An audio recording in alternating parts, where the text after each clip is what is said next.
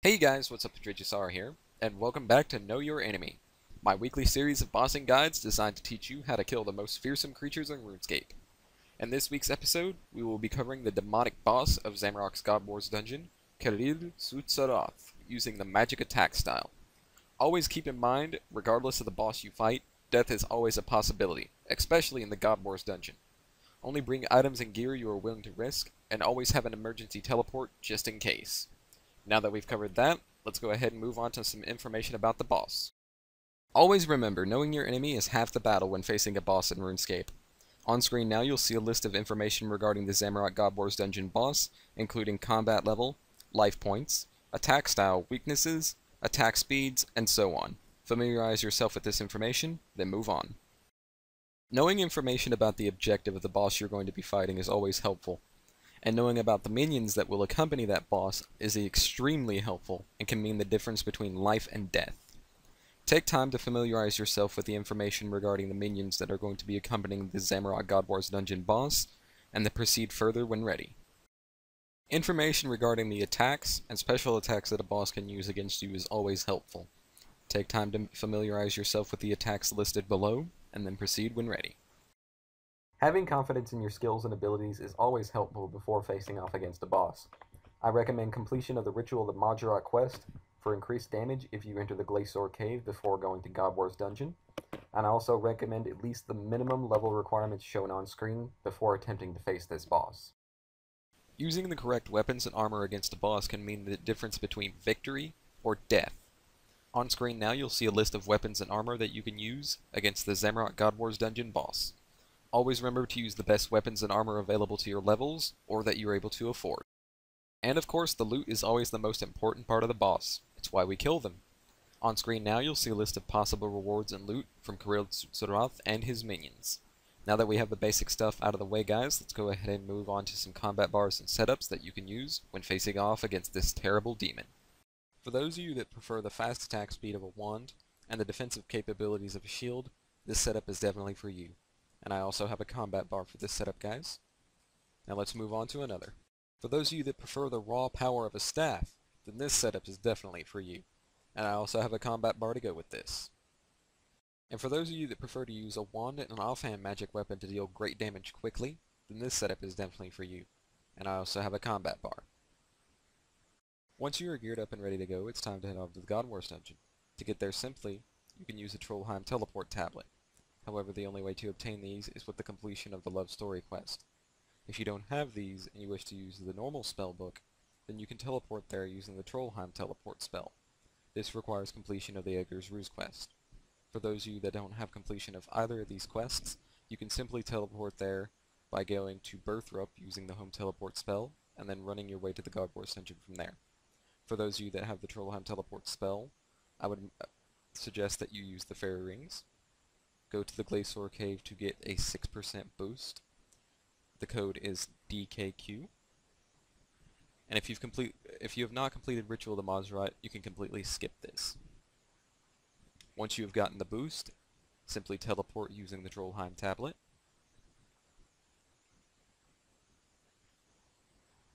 Then once here, you want to make your way down the mountain, heading down southwest. And you want to make your way over to this shortcut right here. Climb down this shortcut, and we'll actually make it a lot faster to go down. All you will need to do is just simply run down the mountain this way. No more shortcuts that you're going to have to take. On the way down though, I would suggest preparing to turn on Protect from Range, since there are thrower trolls right near the entrance past the rock, and you will need to get past them, and you don't want to waste any of your supplies, just because these guys want to throw rocks at you. Turning on Protect from Range will lessen the amount of damage that you take from them. Once you get to the large rock, you can turn that off, and then simply squeeze past the boulder.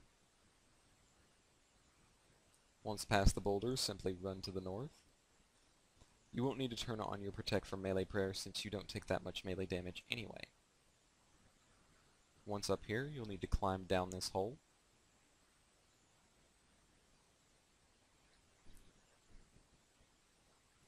And congratulations, you've made it to the God Wars dungeon. Now you simply need to run to the north to make it to the Zamorak's encampment. Don't know why I said Armadale there for a second, but let's go with it. You will need 70 Constitution to make it across the bridge, and making it across this bridge will drain your prayer immediately. Now that we've made it to the Zamorak encampment, let's show you how to get the kill count, guys. Now that you're inside the Zamorak encampment, you'll need to kill 40 of his followers before you can face the boss. To do this quick and easy, you'll be killing the imps, as well as the werewolves. Gorax are also another option. The imps should go down pretty quickly just with one autocast, so you shouldn't need to waste any abilities on them. However, the werewolves are going to be a little bit tougher to kill, so you may want to use your abilities to speed the process up a bit. However, since the imps are going to be your main target, you should have the kill count within just a few minutes. It should take roughly 5 to 6 minutes for you to complete the kill count, and you should be ready to face the boss after that. So, I'll see you guys when you get your 40 kill count. Once you have your 40 kill count, you're ready to face the boss. But before we head inside the boss room, we want to make sure we have our quick prayers set. Have them set to Protect Item, Soul Split, and Torment. If you don't have Soul Split and Torment, then Augury and the Protect for Magic Prayer will suffice. Once you have done that, you want to go ahead and click on the big door. And then once you've done that, you want to go ahead and start a new session and pay 200,000 coins to go into an instance room. This will prevent any teams from spawning in and basically ruining your whole trip. Once you have paid that, you have 1 hour inside the boss room. Simply drink your overload, your prayer renewal, or any other potions you might have brought with you. Turn on your quick prayers, activate your aura, and then step inside the boss room. Once inside the boss room, you want to make your way over to where the magic minion is, and you want to stand in this exact spot. Once you have done that, immediately start attacking the boss.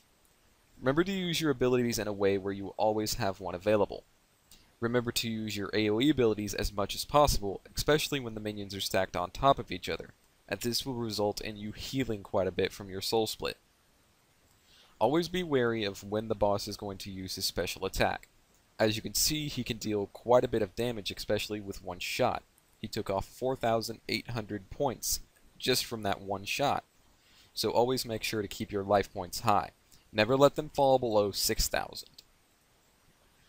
As you go on with the boss fight, you will notice that it's actually quite easy. He's not hitting you as much, and the only real damage that you're going to be taking is going to be coming from that special attack of his. Always make sure to keep your prayer points high, but not too high, because each time he does hit, he does take out a considerable amount of those. So the lower your prayer, the better off you are. As the fight continues, you may want to use your Dread Nips to help you out later on in the fight. This will make it actually quite easy. Now, most people usually worry about the poison. Poison's actually not that bad, considering it only deals 168 points of damage, and it usually goes away after a few attacks. Now, once you've taken down the boss, you simply want to start focusing on the minions. And, if you happen to get lucky like I did, let me go ahead and turn the camera here, you may just get lucky on your first kill. Well guys, that's it for the guide. I hope you enjoyed it. If you did, then feel free to like. If you did, then feel free to leave a like, sorry. And if you haven't subscribed yet, please consider doing so. I will be putting out these bossing guides once a week. And feel free to comment on what guide you think I should do next, guys. But, that's it for my time here, guys. As always, I've been RagesSorrow. I hope you enjoyed the video. And, thank you so very much for watching. Peace.